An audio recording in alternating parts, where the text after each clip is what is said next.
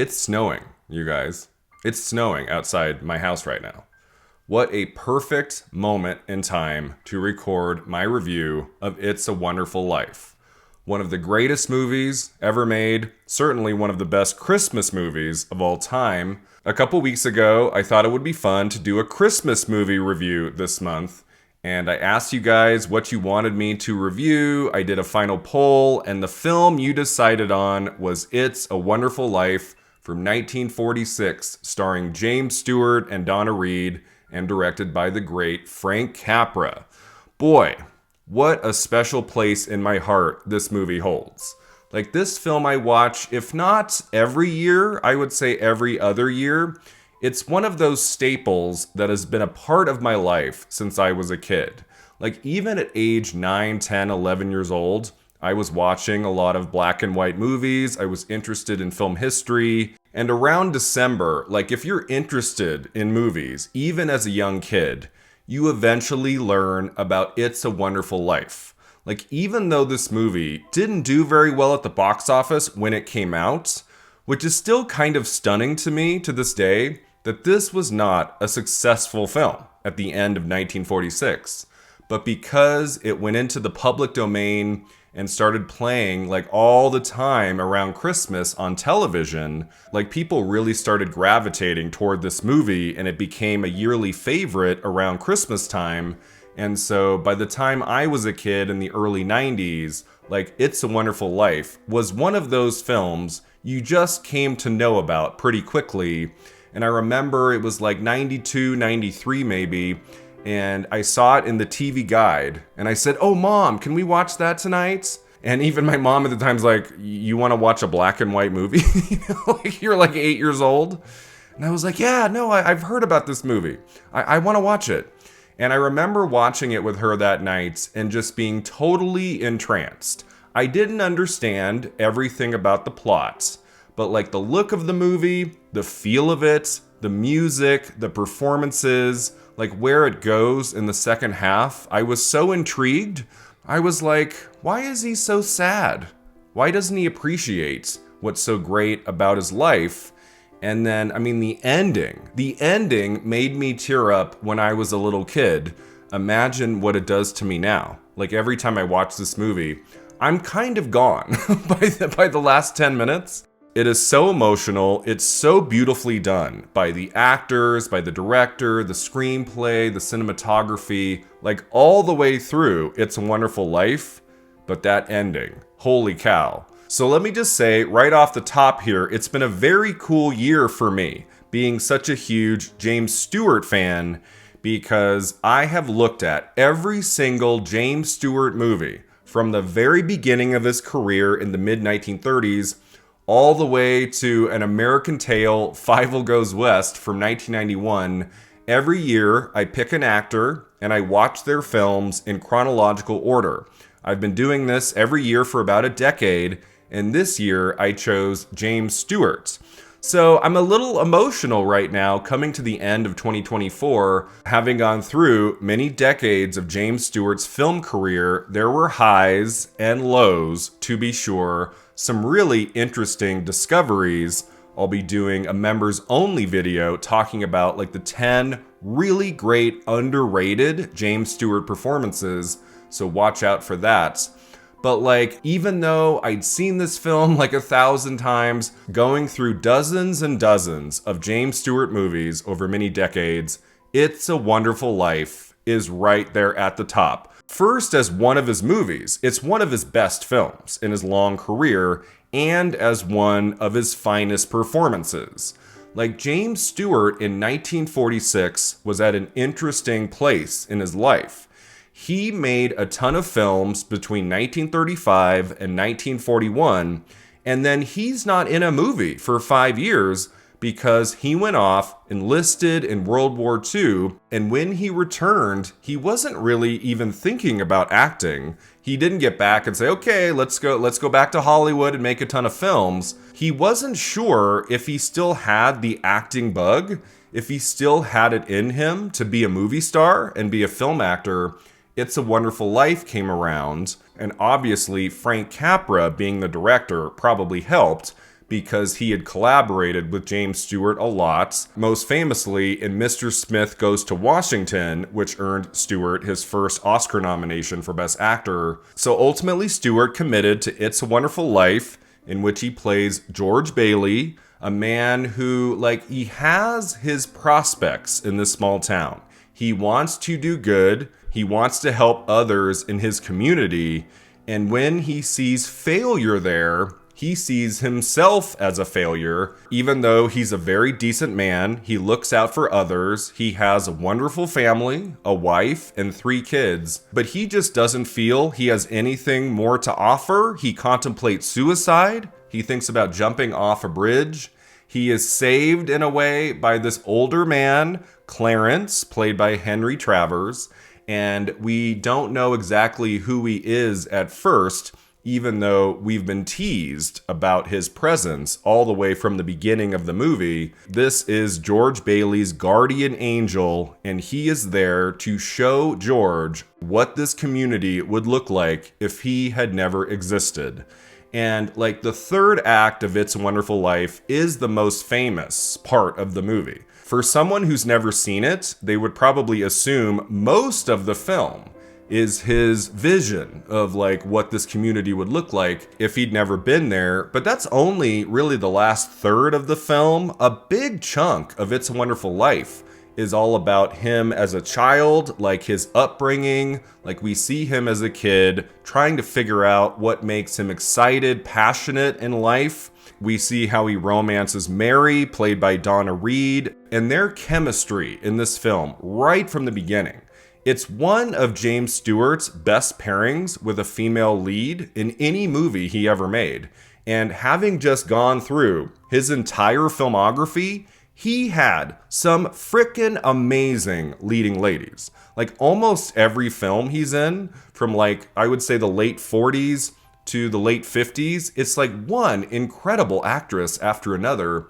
And Donna Reed was one of the best. It's instant attraction in the film, but it's not that easy. It's not he gets her that first night. They have that moment of him roping in the moon and all of those fun discussions they have, getting to know one another. It's not that easy, and a big part of why I love It's a Wonderful Life isn't just the second half. It's that relationship between George and Mary and how they come in and out of each other's lives. And by the end, George realizes just how special a person she is. There's such a fantastic group of character actors in this. You have Lionel Barrymore as Mr. Potter, one of the great characters in 1940s cinema. He's not sinister necessarily, but he definitely sees himself as above George and wants to keep him kind of in his grasp at this job where George doesn't always get to have the final say, where he's not always the boss. Mr. Potter holds this weight over him all throughout the film that makes that relationship always fascinating. You have the great Gloria Graham in this. You have Beulah Bondi, who played James Stewart's mom in 3 or 4 movies.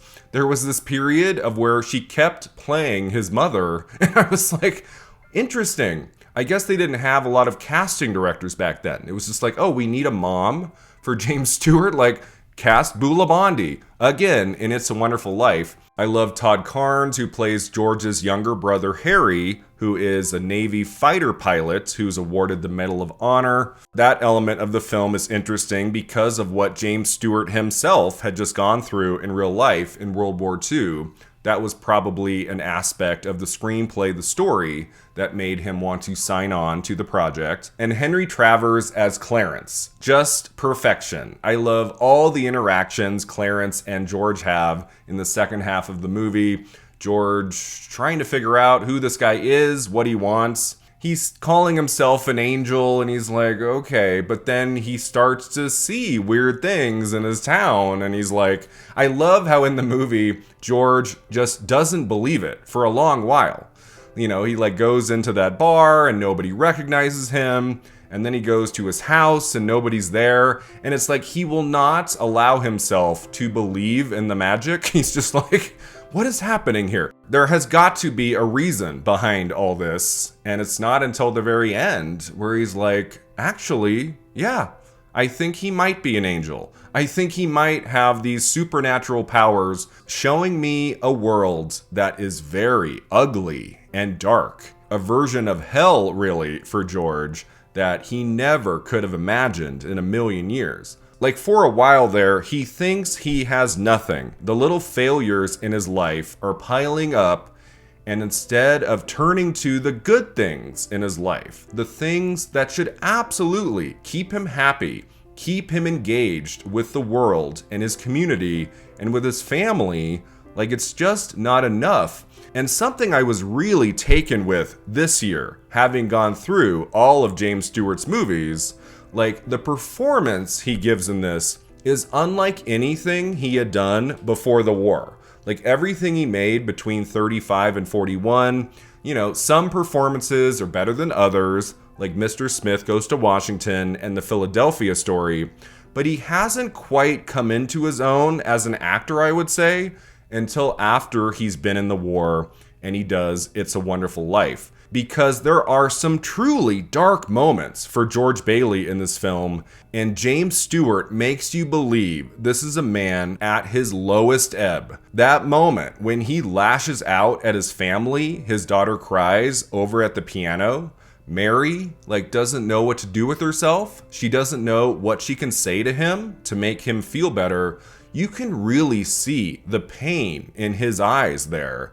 And there are moments in It's a Wonderful Life where I wonder if, like, what he went through in the war, the terror, the grief, the things he saw that he probably took with him the rest of his life, I do think elements of World War II creeps into his performance in It's a Wonderful Life, and especially in that scene when he is at the darkest edge. And he is actually thinking, I want to kill myself. There is this tangible quality to the pain he's feeling in those scenes with his family, when he's at the bridge, when he sees an alternate reality where he never existed. James Stewart is a different actor here than he had been 5 years prior. Like, this is a new, weathered, stronger, more resilient James Stewart than we'd ever seen on film before. And I think this element of his personality, his history in World War II, is what made his film work so rich and complex in the years that followed. In all the movies he made with Anthony Mann, those westerns, and of course his films with Alfred Hitchcock. So yeah, the James Stewart performance in It's a Wonderful Life is one of the landmarks in American cinema.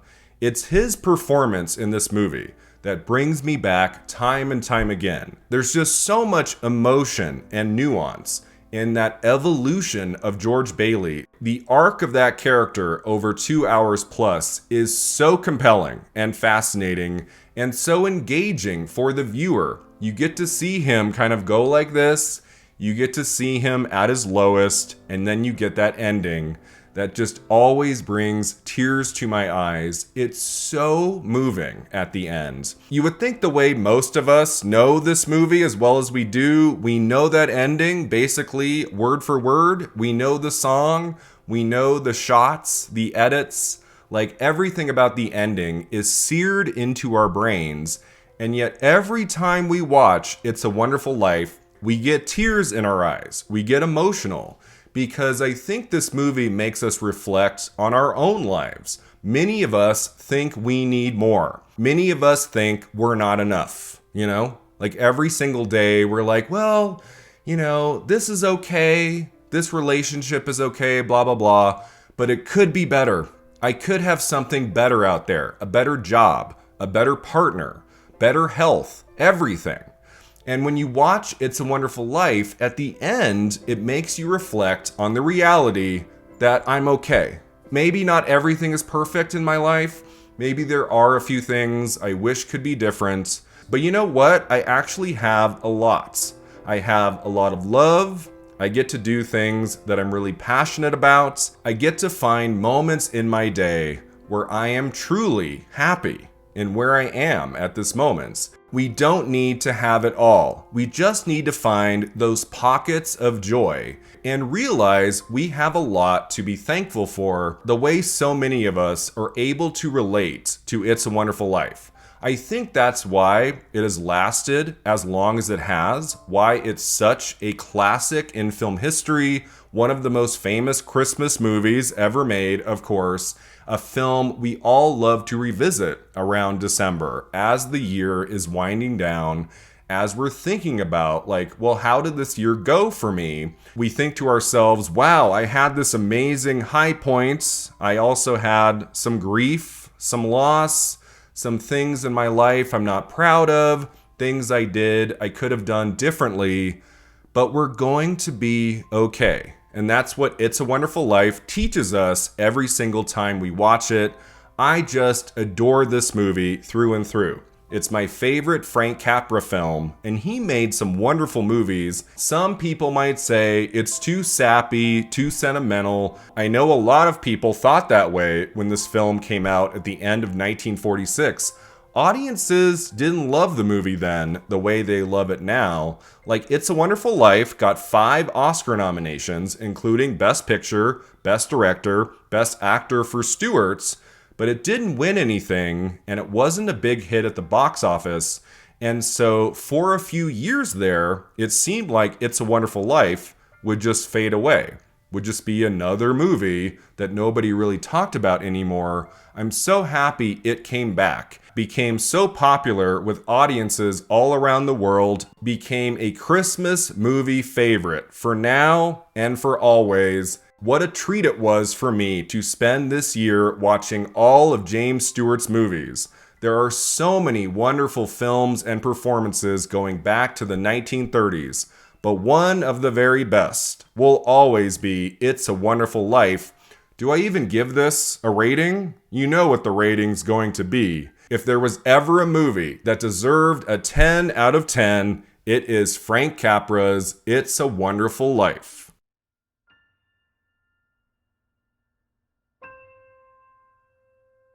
Thanks so much for watching and subscribing, and let me know in the comments below, what is your relationship to It's a Wonderful Life? Do you think it's one of the greatest Christmas movies ever made? I'll see you next time at the Awards Contender.